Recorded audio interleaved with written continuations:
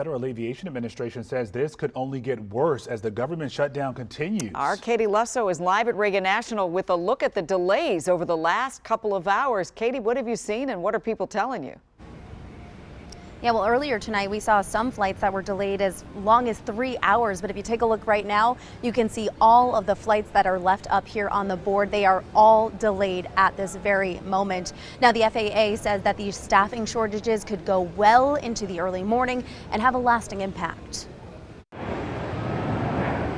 the shadow of the Capitol, the government shutdown impacts now being felt at Reagan National Airport. When you see delays, it's because we're not willing to take additional risk if we don't have the staff to fly your flight on time. Transportation Secretary Sean Duffy says staffing shortages are to blame for more than 50% of delays at airports across the country. Wednesday night, the FAA said that the air traffic control tower would be short-staffed at DCA until early Thursday morning.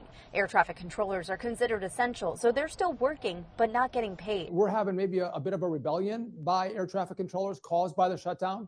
But my message to them, they work for me.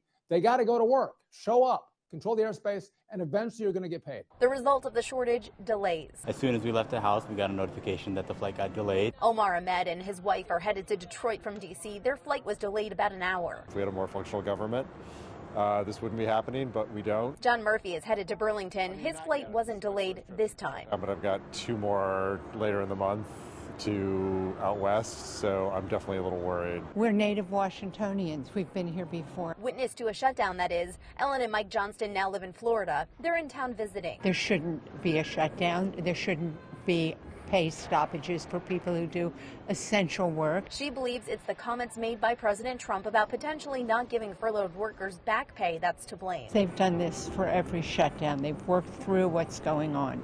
But this about only some people will be paid and the others will be taken care of in another way. So if you have a flight planned or you are picking up a loved one from the airport, be aware that these delays are in place. There's no clear answer on when these delays will ease up. At DCA, I'm Katie Lusso. Back to you. Yeah, we used to say check with your airline. Now we say check with your airport. And now we need to say have a backup plan just in case. Because the FAA, again, saying they're not sure when this is going to get better. That's right. All right, Katie.